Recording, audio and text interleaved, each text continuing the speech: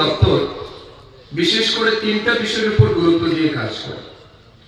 প্রথম হচ্ছে আপনাদের বাড়িতে যে সমস্ত গৃহপালিত পশু পাখি আছে তাদের স্বাস্থ্যের পরিষেবা প্রদান করা, এটা আমাদের প্রথম কাজ।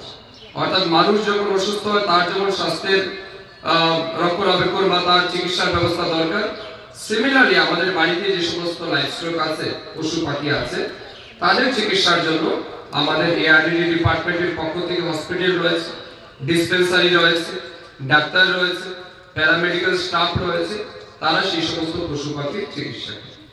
হেলথ সার্ভিস আমরা দুই রকমের প্রোভাইড করছি, একটা হচ্ছে প্রিভেন্টিভ মেজার, আরেকটা হচ্ছে কিউরেটিভ মেজার।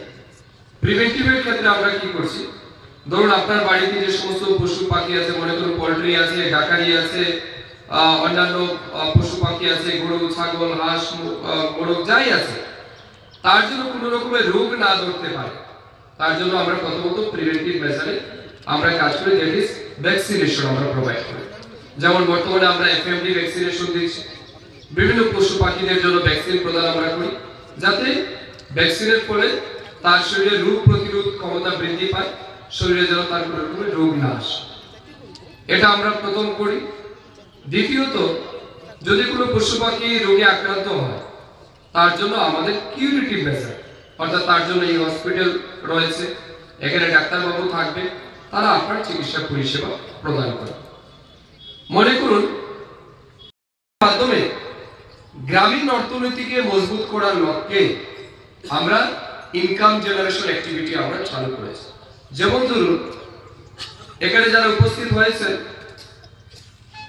আমার মনে হয় এখানে আমি যদি বলি যে ভেজিটেরিয়ান কতজন আছে হাত তুলুন, দেখা যাবে হয়তো এক দুইজন হাত তুলবে, বাকি সব কিন্তু নন ভেজ, ঠিক না? সবাই আপনারা মাছ, মাংস, পাঁচ ডিম, দুধ খান। আমাদের রাজ্যে যে পরিমাণ ডিমের প্রয়োজন আছে সেই পরিমাণ ডিমের প্রোডাকশন আমাদের রাজ্যে নেই।